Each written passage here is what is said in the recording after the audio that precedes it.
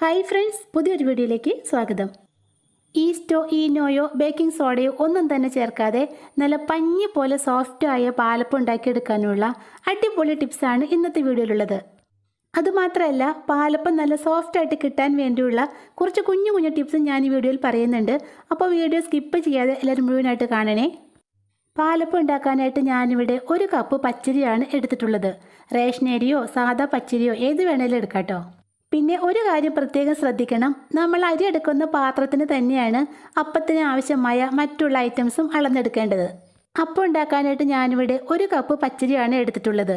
ഇതൊരു പാത്രത്തിലേക്ക് ഇട്ടതിന് ശേഷം വെള്ളം ഒഴിച്ച് 3 ടൈംസ് എങ്കിലും നന്നായിട്ട് ഞെരടി കഴുകിയെടുക്കണം.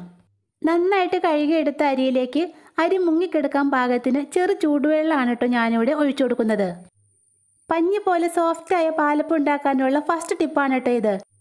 ചെറു ചൂടുവെള്ളത്തിൽ അരി സോക്ക് ചെയ്ത് വയ്ക്കുമ്പോൾ നമ്മുടെ പച്ചരി നന്നായിട്ട് കുതിർന്ന് സോഫ്റ്റായിട്ട് കിട്ടും.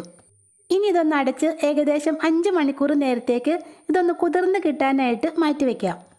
കുറഞ്ഞത് 4 മണിക്കൂറെങ്കിലും നമ്മുടെ ഈ അരി വെള്ളത്തിലിട്ട് കുതിർത്തെടുത്താൽ മാത്രമേ നല്ല സോഫ്റ്റ് പാലപ്പം ഉണ്ടാക്കിയെടുക്കാൻ പറ്റുകയുള്ളൂ. ഈസ്റ്റോ ഈനോയോ ബേക്കിംഗ് സോഡയോ പുളിമാവോ ഒന്നും തന്നെ നമ്മുടെ മാവിലേക്ക് ചേർക്കുന്നില്ല. അപ്പോൾ നമ്മുടെ മാവ് നന്നായിട്ട് പുളിച്ച് കിട്ടുന്നതിന് വേണ്ടി ഈ ഒരു ഐറ്റം മാത്രമാണ് ചേർത്ത് കൊടുക്കുന്നത്. 1/4 ഗ്ലാസോളം തേങ്ങാവെള്ളമാണ് ഞാനിവിടെ എടുത്തിട്ടുള്ളത്. ഇതിലേക്ക് 1 ടേബിൾ സ്പൂൺ പഞ്ചസാര കൂടി ചേർത്ത് നന്നായിട്ടൊന്ന് കലക്കിയെടുക്കാം. പഞ്ചസാര നന്നായിട്ടൊന്ന് മെൽറ്റായി കഴിഞ്ഞ ശേഷം നമുക്കിതിലേക്ക് 1/2 സ്പൂൺ വിനീഗർ ചേർത്ത് കൊടുക്കാം. വിനാഗിരി ചേർത്ത് നന്നായിട്ടൊന്ന് ഇളക്കി മിക്സാക്കിയ ശേഷം നമുക്കിതൊന്ന് അടച്ച് മാറ്റി വയ്ക്കാം. പിന്നെ നിങ്ങളുടെ കയ്യിൽ ആപ്പിൾ സിഡാർ വിനേഗർ ഉണ്ടെങ്കിൽ അത് ചേർക്കുന്നതാണ് ഏറ്റവും നല്ലത്. ഞാനിപ്പോൾ സാധാ വിനീഗറാണ് ഇവിടെ ചേർക്കുന്നത്. അരി കുതിർക്കാൻ വെച്ച സമയത്ത് തന്നെയാണ് ഞാനിവിടെ തേങ്ങാ വെള്ളവും സെറ്റാക്കി വെച്ചത്. ഏകദേശം 5 മണിക്കൂറോളം ഈ തേങ്ങാ വെള്ളവും ഇങ്ങനെ തന്നെ വെച്ച് പുളിപ്പിച്ചെടുക്കണം. അരി സോക്ക് ചെയ്യാൻ വെച്ചിട്ട് ഇപ്പോൾ ഏകദേശം 5 മണിക്കൂറോളം കഴിഞ്ഞു. ഇനി നമുക്കിതൊന്ന് അരച്ചെടുക്കണം. അതിനുവേണ്ടി ഒരു മിക്സി ജാറിലേക്ക് ഇട്ട് കൊടുക്കാം. ഇനി ഇതിലേക്ക് 1/4 കപ്പ് ചിരകിയ തേങ്ങ കൂടി ചേർത്ത് കൊടുക്കാം. നമ്മൾ ഏത് പാത്രത്തിനാണോ അരി അളന്നെടുത്തത് ആ പാത്രത്തിന് 1/4 പാത്രം തേങ്ങ ചിരകിയതാണ് നമുക്കിതിലേക്ക് ആവശ്യമുള്ളത്.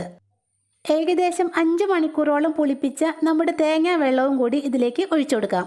പിന്നെ നമ്മുടെ ഈ പാലപ്പം ഉണ്ടാക്കാനായിട്ട് ചോറ് ചേർക്കുന്നില്ല കേട്ടോ. പുളിപ്പിച്ചെടുത്ത തേങ്ങാ വെള്ളം ഒഴിച്ചതിന് ശേഷം നമുക്കിതിലേക്ക് ഒരല്പം വെള്ളവും കൂടി ഒഴിച്ചു കൊടുക്കാം. ഏകദേശം 5 മണിക്കൂറോളം സോക്ക് ചെയ്ത് വെച്ച അരിയാണ് നമ്മളിവിടെ അരയ്ക്കാനായിട്ട് എടുത്തിട്ടുള്ളത്. അപ്പോൾ അത് നന്നായിട്ട് നനവുണ്ട്. അതുകൊണ്ട് വെള്ളം കുറച്ച് മാത്രം ഒഴിച്ച് അരച്ചെടുക്കാം. 1 സ്പൂൺ പഞ്ചസാരയും കൂടി ചേർത്ത് നമുക്കിത് നല്ല പേസ്റ്റ് പോലെ ഒന്ന് അരച്ചെടുക്കാം. 1 സ്പൂൺ പഞ്ചസാര നമ്മൾ തേങ്ങ വെള്ളത്തിൽ ചേർത്തതാണ്. പിന്നെ 1 സ്പൂൺ പഞ്ചസാരയും കൂടി ഞാൻ ചേർത്ത് കൊടുക്കുന്നുണ്ട്. അപ്പോൾ നമ്മുടെ അപ്പത്തിന് ചെറിയൊരു മധുരം ഉണ്ടാവും. അത് നിങ്ങൾക്ക് ആവശ്യമില്ലെങ്കിൽ ഈ ലാസ്റ്റ് ഇട്ട പഞ്ചസാര വേണ്ടാന്ന് വെക്കാം കേട്ടോ. തേങ്ങയും അരിയും ചേർത്ത് നല്ല പേസ്റ്റ് പോലെ തന്നെ അരച്ചെടുത്തിട്ടുണ്ട്. ഇനി ഇത് ഒരു സൈഡിലേക്ക് ഒന്ന് മാറ്റി വയ്ക്കാം. ചോറ് ചേർക്കാത്ത പാലപ്പമാണ് നമ്മളിവിടെ ഉണ്ടാക്കുന്നത്. ചോറിന് പകരമായിട്ട് നമ്മളിവിടെ എടുത്തിരിക്കുന്നത് റവയാണ് കേട്ടോ. 2 സ്പൂൺ റവ ഒരു പാത്രത്തിലേക്ക് ഇട്ട് കൊടുക്കുന്നുണ്ട്. ഇനി ഇതിലേക്ക് 1/2 കപ്പ് വെള്ളമാണ് ഞാനിവിടെ ഒഴിച്ചു കൊടുക്കുന്നത്. അരി അളന്നെടുത്ത അതേ കപ്പിന് 1/2 കപ്പ് വെള്ളം ഒഴിച്ച് നമുക്ക് റവയൊന്ന് കലക്കിയെടുക്കാം.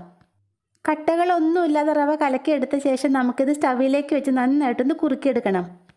പിന്നെ ചൂട് തട്ടുമ്പോൾ റവ പെട്ടെന്ന് അടുക്കി പിടിക്കാനുള്ള ചാൻസ് ഉണ്ട്. അതുകൊണ്ട് കൈ വിടാതെ ഇളക്കിക്കൊണ്ടിരിക്കണം. നന്നായിട്ട് വെള്ളം വറ്റിച്ച് ഈ പരുവത്തിന് നല്ല കട്ടയുള്ള പരുവത്തിനാണ് നമുക്കിത് കുറുക്കി വാങ്ങിയെടുക്കേണ്ടത്. പാകത്തിന് കുറുക്കിയെടുത്ത റവ ഒന്ന് തണുത്ത് കിട്ടണം. അതിനുവേണ്ടി കുറച്ച് നേരത്തേക്ക് ഒന്ന് മാറ്റി വയ്ക്കാം. റവ കുറുക്കിയത് നന്നായിട്ട് തണുത്ത ശേഷം നമുക്കത് അരച്ചെടുത്ത അരിയോടൊപ്പം ചേർത്ത് ഏകദേശം 2 മിനിറ്റ് കൂടി നന്നായിട്ടൊന്ന് അരച്ചെടുക്കാം. ഈ സമയത്ത് വെള്ളം കുറവാണെങ്കിൽ കുറച്ച് വെള്ളം കൂടി ചേർത്ത് കൊടുക്കാം. പച്ചരിയും തേങ്ങയും റവ കുറുക്കിയതും എല്ലാം കൂടി ചേർത്ത് നല്ല വെണ്ണ പോലെ തന്നെ അരച്ചെടുക്കണം. പാലപ്പത്തിന് മാവ് അരയ്ക്കുമ്പോൾ നല്ല വെണ്ണ പോലെ അരച്ചെടുത്താലാണ് നമ്മുടെ പാലപ്പം നല്ല സോഫ്റ്റായിട്ട് കിട്ടുകയുള്ളൂ.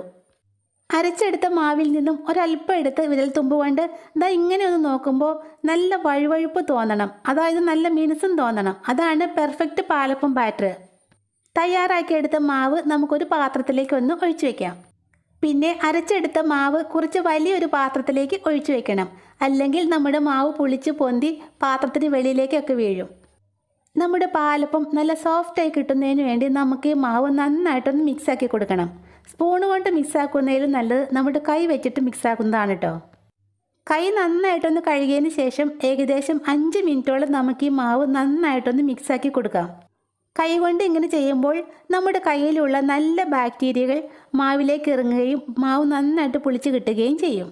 5 മിനിറ്റോളം ഇങ്ങനെ കൈകൊണ്ട് നന്നായിട്ട് മിക്സാക്കിയ ശേഷം നമുക്കിതൊന്ന് അടച്ച് പുളിപ്പിക്കാനായിട്ട് മാറ്റിവെക്കാം.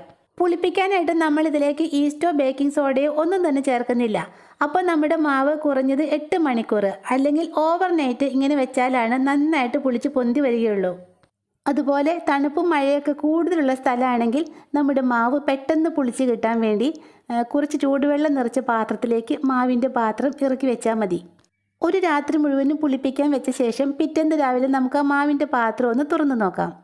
ഇതാ കണ്ടോ, ഈസ്റ്റോ ബേക്കിംഗ് സോഡയോ ഒന്നും തന്നെ ഇല്ലാതെ നമ്മുടെ അപ്പത്തിൻ്റെ മാവ് നന്നായിട്ട് പുളിച്ച് പൊന്തി വന്നിട്ടുണ്ട്. പിന്നെ മാവ് കലക്കി വെച്ച സമയത്ത് നമ്മളിതിലേക്ക് ഉപ്പൊന്നും ചേർത്തിട്ടില്ലായിരുന്നു. അങ്ങനെ ഉപ്പ് ചേർത്ത് വെച്ചാൽ നമ്മുടെ മാവ് പെട്ടെന്ന് പുളിച്ച് പൊന്തില്ല. മാവിലേക്ക് ആവശ്യമായ ഉപ്പ് ഈ സമയത്ത് ചേർത്ത് കൊടുക്കാം. ഉപ്പ് ചേർത്ത് നന്നായിട്ടൊന്ന് ഇളക്കിയ ശേഷം നമുക്കിത് 10 മിനിറ്റ് കൂടി അടച്ചൊന്ന് മാറ്റി വയ്ക്കാം. 10 മിനിറ്റിന് ശേഷം നമ്മുടെ മാവ് നന്നായിട്ട് പതഞ്ഞു വന്നിട്ടുണ്ട്. ഇനി ഇത് ഇളക്കേണ്ട ആവശ്യമൊന്നുമില്ല കേട്ടോ. ഓരോ കയ്യിലും മാവ് കോരി എടുത്ത് നമുക്ക് പാലപ്പം ഉണ്ടാക്കാം. നല്ലോണം ചൂടായ ചട്ടിയിലേക്ക് ഒരു തവി മാവ് കോരി ഒഴിക്കാം. എന്നിട്ട് അത് മെല്ലെ മെല്ലെ ഒന്ന് ചുറ്റിച്ചു കൊടുക്കാം. ഏകദേശം ഒരു 1/2 മിനിറ്റ്, അതായത് നമ്മുടെ അപ്പത്തിന് നന്നായിട്ട് ഹോൾസ് വന്നതിന് ശേഷം നമുക്കിതൊന്ന് അടച്ചു വെച്ച് വേവിച്ചെടുക്കാം. പഞ്ഞി പോലുള്ള സോഫ്റ്റ് പാലപ്പം റെഡിയാക്കി എടുക്കാനായിട്ട് മീഡിയം ഫ്ലെയിമിലിട്ട് വെറും 1/2 മിനിറ്റ് കൂടി വേവിച്ചെടുത്താൽ മതി. അപ്പത്തിൻ്റെ അരികെല്ലാം വിട്ട് വരുന്ന സമയത്ത് നമുക്കിത് ചട്ടിയിൽ നിന്നും എടുത്തു മാറ്റാം. കണ്ടോ, ഒട്ടും കരിഞ്ഞു പോകാത്ത, നിറം മാറാത്ത നല്ല പഞ്ഞി പോലെ സോഫ്റ്റ് പാലപ്പമാണ് നമുക്കിവിടെ കിട്ടിയിട്ടുള്ളത്. പിന്നെ മാവ് അരച്ചപ്പോൾ നമ്മളിതിലേക്ക് ചോറ് ചേർക്കാത്തത് കാരണം നമ്മുടെ പാലപ്പത്തിന് ഒട്ടും തന്നെ പുളി ഉണ്ടാവില്ല. അതുമാത്രമല്ല, രാവിലെ ഉണ്ടാക്കുന്ന പാലപ്പം രാത്രിയായാലും നല്ല പഞ്ഞി പോലെ സോഫ്റ്റ് ആയിട്ട് തന്നെ ഇരിക്കുകയും ചെയ്യും. അപ്പോൾ ചോറ് ചേർക്കാതെ ഈസ്റ്റോ ബേക്കിംഗ് സോഡയോ ഒന്നും തന്നെ ചേർക്കാതെ ഉണ്ടാക്കിയെടുക്കുന്ന ഈ പെർഫെക്റ്റ് സോഫ്റ്റ് പാലപ്പത്തിൻ്റെ റെസിപ്പി നിങ്ങൾക്ക് ഇഷ്ടപ്പെട്ടാൽ മറക്കാതെ ഈ ചാനൽ ഒന്ന് സബ്സ്ക്രൈബ് ചെയ്തേക്കണേ. താങ്ക്